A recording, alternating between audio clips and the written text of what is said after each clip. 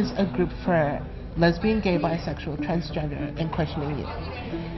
And it's for people with intellectual disabilities. It's on Thursday nights from 4:30 to 7. Going to Compass really helps me basically joining a group with a lot of other youths who are just like me and becoming a family and supporting each other with different issues that we have in the group.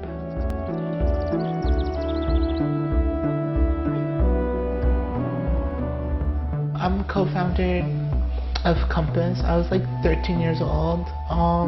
It was really fun because I made it with my social worker and we started it like one summer. I was like, okay, we should do something for gays with intellectual disability. And my social worker said, okay, we'll try it and see how it goes. I'm like, okay, it's a total turnout because there was like 10 or 15 people there. And I was like, wow, there's so many of us. But we were like always in like, I don't know, like in a closed like place that they never knew that there'd be other gay people with intellectual disabilities. It made me feel like really comfortable going there every week, enjoying myself, meeting new friends, enjoying the meals, outings, and knowing that I'm not alone out there and that there's a lot of help and support and friends that have the same thing as I have. It makes me feel like, you know, that we can all get together sometime and just make a big, you know, strong shield that can make people understand that, you know, we're not different from other people. We get to talk about like anything, like if you had a problem in high school, we would try to address it. If people want to know about safe sex, we'll talk about that. When we talk about stuff in Compass, sometimes it's really sad, but at the same time, you know that you're around friends.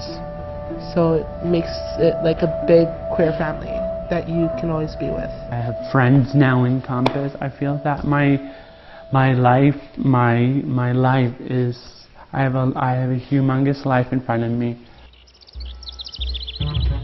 Hi, my name's the Prince Romeo, and the thing about myself is that I'm romantic and flirtatious. Hi, I'm CJ, and I love reading and playing basketball. Hi, my name is Rainbow. This is my rainbow tattoo. I like rainbows a lot. It cheers me up and it makes me feel really happy, and it just brings out a lot of me. Hi, my name is Tyson. I collect turtle figurines. Hi, my name is Wayne. I go to high school and I like wrestling and stuff like that. My name is Josh, and I like coming to Compass and chilling with my friends a lot and being by myself. My name is Ryan, and I'm romantic, and I'm a very reliable guy. Hi, I'm Skylar, and I'm in love with my Filipino culture, and I love music. I love to sing and dance. I'm a lesbian, and I like girls. A lesbian is a woman liking another woman, which is physical, emotional, and sexually attracted to each other. I'm a lesbian and a trans boy. In my case, I'm a woman from the outside. I feel like a guy in the inside. In terms of guys, I'm only 5% attracted to them. But morally, girls. Like, I love girls. Transgender is an umbrella term. The only definition is that all transgendered people identify themselves as being transgendered. So somebody who was labeled as a boy when they were born, who doesn't feel that they are a boy, someone who was labeled as a girl when they were born, who doesn't see themselves as a girl.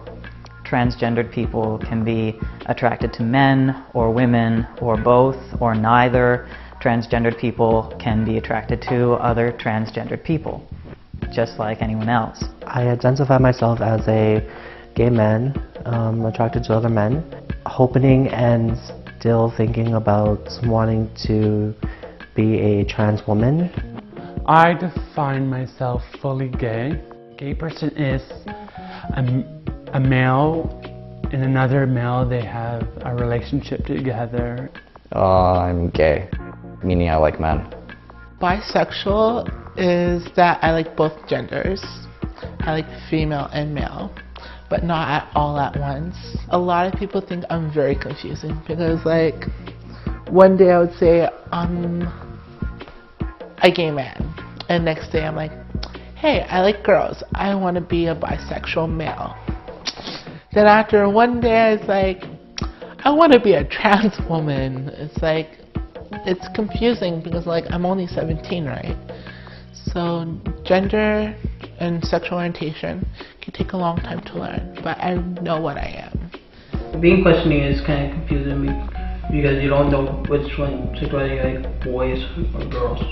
Sometimes I do feel pressured when you have to pick either boy or girl because it's kind of hard. Relationships can be a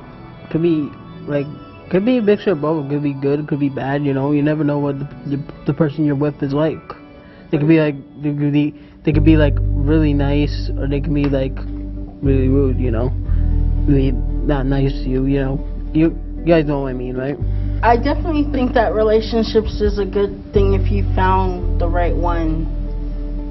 And yeah, the one that would love you for you. I've never been in a relationship before, actually. I've never been in one until now. It's kind of hard because I don't really see the person that much, you know? I usually see him like when I come to Compass, that's basically it. I don't get to see him that much.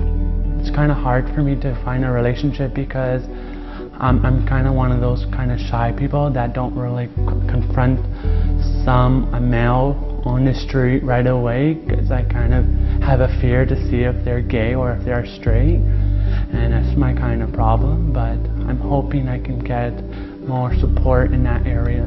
The time when my heart was broken by a guy, truly broken as well, was that when I was with another guy and we met up, we had sex, and basically he never talked to me afterwards, and I felt really bad about it because like I thought he loved me, but it turns out that he really didn't, and I liked him, and it turns out he didn't like me, so I just felt really bad about it, and I was truly in love with him, I really was, and it made me feel terrible to feel like that. I've had a lot of girlfriends that put me down. Well, with my ex-girlfriends, I've basically said to them, well, you know what? This is how you feel. This is the day that I finally put my feet down. And I'm not going to take it anymore because you are verbally abusing me. So, like, either you stop it and we work things out, or it's done. We're over. We're done. A relationship is not just of sex, and a relationship is about loving each other and caring about that person. The first one that I actually dated online lasted a year and a few months. But because it was such a long distance relationship, it was kind of hard because like you couldn't be with that person and that you couldn't hold him or be with him. But the funny part is that the one that I met online is moving to Toronto, so it's kind of like, for me, it's like a fairy tale that's coming true. Coming out to your family is really hard. You know, you don't know how they're gonna react to what you're about to say to them. You know, but coming out to people at Compass, they're really supportive and stuff like that. Coming out to my family was pretty hard, and nobody responded the way I expected them to. I thought my mom would be really okay with it, and she really wasn't. I thought that I would get a hard time from my dad, but he was totally understanding. My parents caught me watching the gay porn and stuff. They were like pretty upset at me and stuff, so I felt kind of embarrassed. So I really felt bad from hiding it from them, and they caught me in the act of doing it and stuff like that. My birth mom, yeah. She walked in on my ex-boyfriend and I, yeah. Oh my I was on top of him, he was on the bottom, And my mom walked in and had a very shocked look on her face. It was so hilarious. She walked in, had a shocked look on her face, closed the door, ran outside, and I run right out of my room, tripping over my jeans and my boxers. Wow. I'm like, Mom, I'm sorry. My mom is very supportive with my sexual identity and my choices that I make. My dad is somewhat getting over it. I was on my way down to Pride and I was dressed up as a woman, and he saw me and he basically didn't talk to me for a couple of hours, which really hurt me inside because I felt like I did something wrong. Me and my mom didn't get along because I was gay and because of how I came out to her. And I couldn't take it. So I just packed my bags one day and put my bags at school and put them in my locker.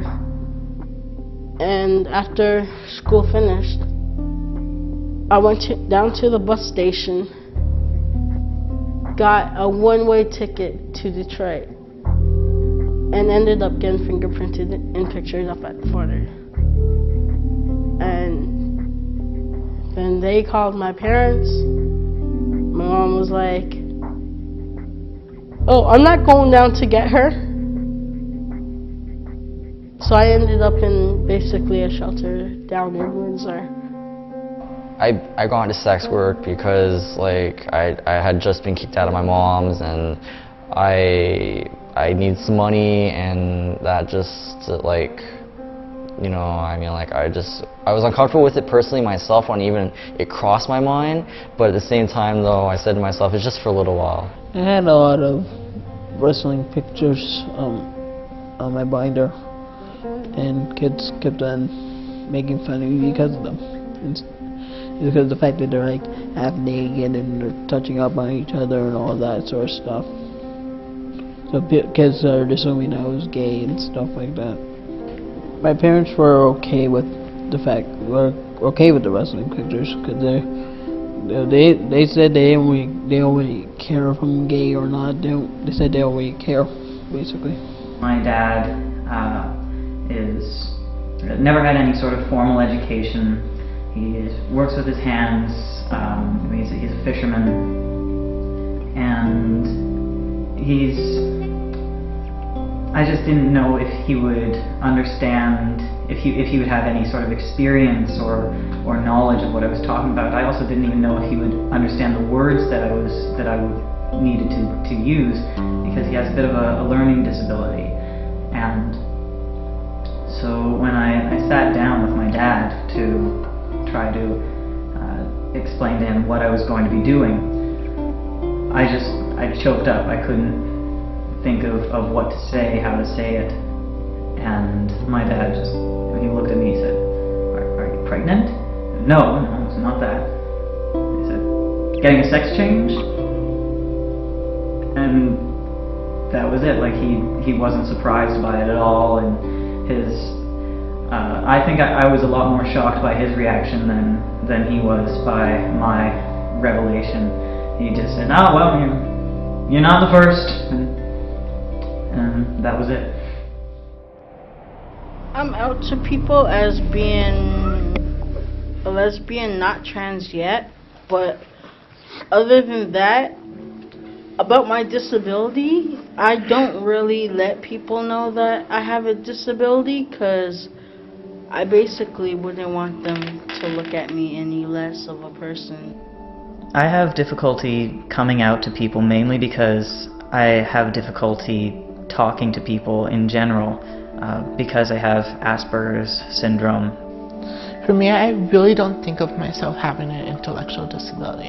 I have an intellectual disability, which is not stopping me from being what I want to be, and it doesn't make me feel no different from anybody else. It makes me feel very strong that I have it, which I don't even think I have it. I ignore it.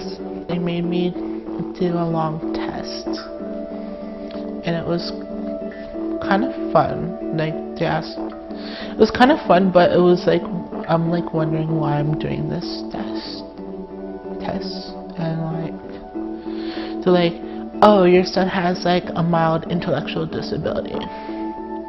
So I'm like, mild. So I'm like, what do they mean as mild? They're like, a little, a lot. So it kind of confused me. When I was younger, I was told that I have mild intellectual disability. That was back in Hong Kong. I think I was 5 or 6 years old. And then I moved to Canada in '97. And they still think that I have mild intellectual disability, and that goes on until high school. And then I think I was in college, and which I have another testing for that, and they actually find out that I have a mild learning disability. I was, I think, like 12 years old when I was told that I have an acquired brain injury. And it does limit myself to having a job. Like, I can't operate heavy machinery, meaning I can't do construction and all that and stuff. And yes, it does make me feel down, but at the same time, though, I say to myself, yes, I understand completely why and all that, and I just feel like a different person now. I never feel like it's a burden to have a mild disability. I wouldn't say people treat me unfairly or anything. Unless I don't explain to them, then obviously they don't know about it. Then they're gonna treat me like other people, right? They won't know that I have a learning disability. Doctors told my parents that I basically have a mind of a 13-year-old, and even asked my parents basically if they'd want to keep me or put me in a home for people who are like me. And my mom chose to keep me.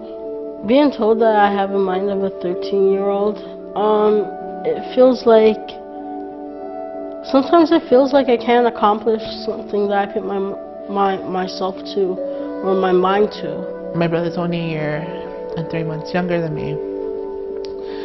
So I asked him to help me do like social studies, and I was like in grade, I don't know, 7 or 6. So grade 5, helping me doing history and stuff like that, it made me feel bad because I couldn't be the big brother for him. It's like he had to grow up way quicker than he's supposed to do. So like, since we were little, it's like he helped me with everything, so it's like I couldn't be the big brother to him. He was like mostly being the big brother to me. When I was a little kid, my mom used to play an acting game with me, in which whenever she thought that I was on the verge of throwing a tantrum, she would say something like, "Show me happy," or "Show me sad," and I would have to make a facial expression. And as I got older and better at it, she would come up with more elaborate expressions. You know, "Show me just been told to say something and can't think of anything to say." "Show me vaguely uncomfortable," like, and all these little things, which I think might have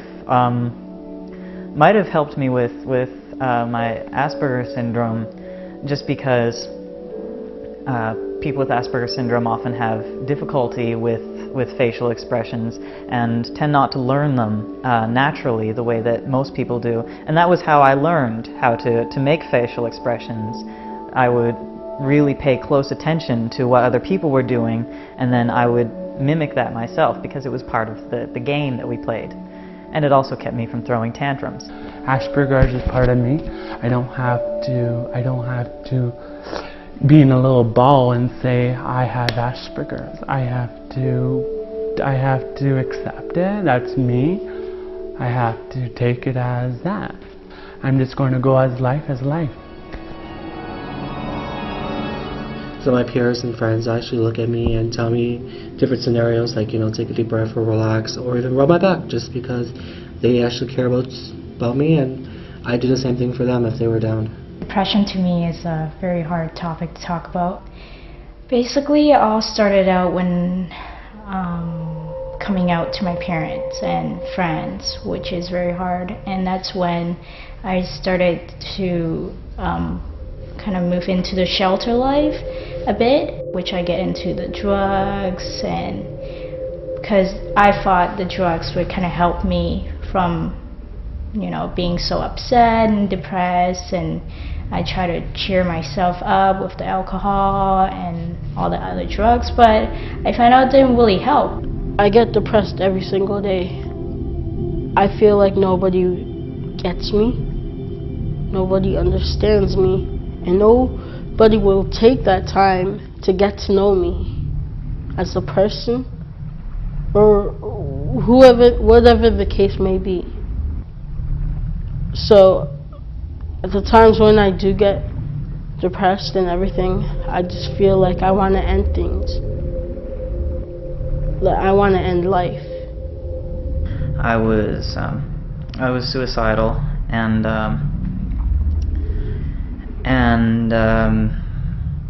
I tried to kill myself a few times. When I was 16, I left home.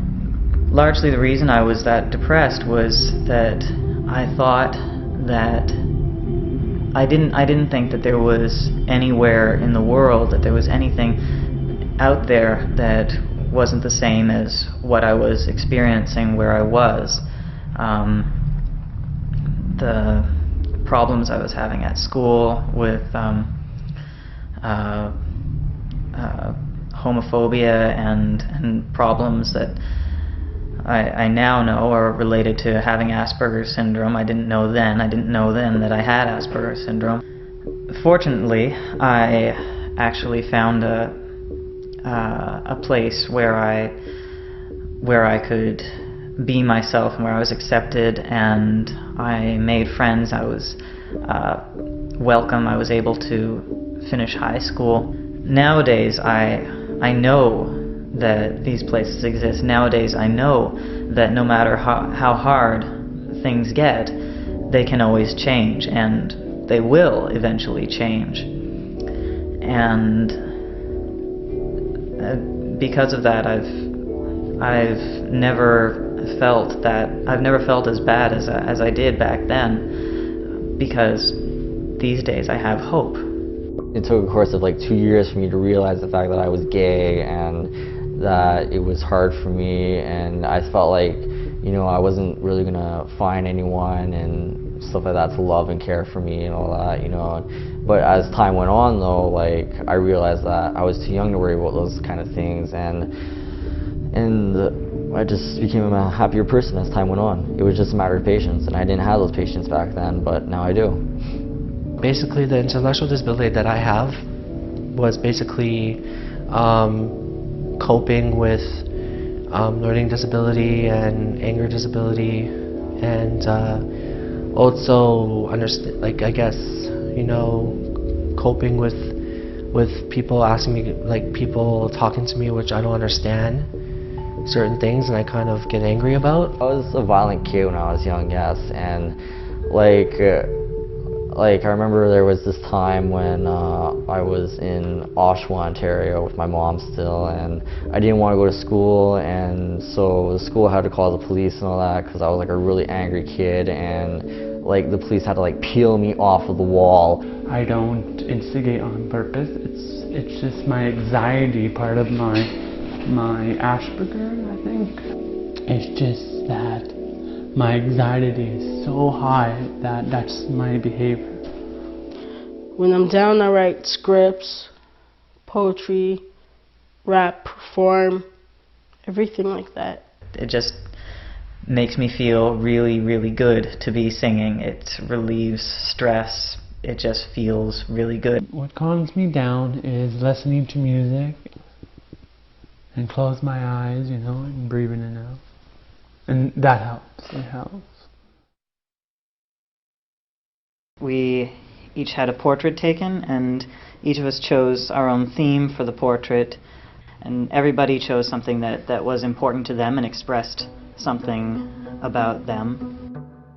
Freedom, it's important to me because I think everybody deserves and have the right to love who they want to be with. The person that I love, I want to be with them forever, no matter what. Even if I get bored of them, I still want to be with them forever. I want to look sexy so I can have a more easier chance of dating.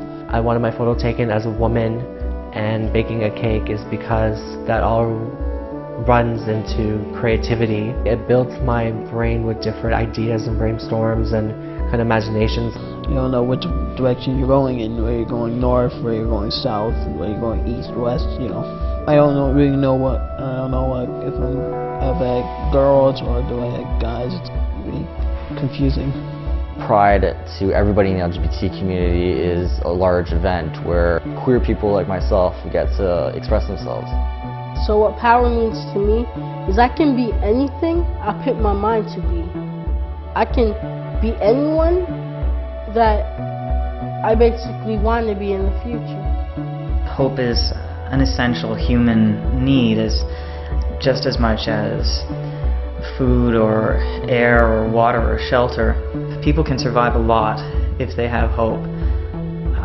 Without it, just getting from one day to the next is very, very difficult. Community is my family because that's where you can share your life, where you can look for friends. It's just part of you. Step into each other's problems. If we have issues about somebody making fun of you, that's what friends are there for. That's what all of us are here for. That's what friends are for. Yeah. That's why we joined Compass. We are a team. We're all friends. We're a team. We're a team. We're a They family. Brothers and sisters.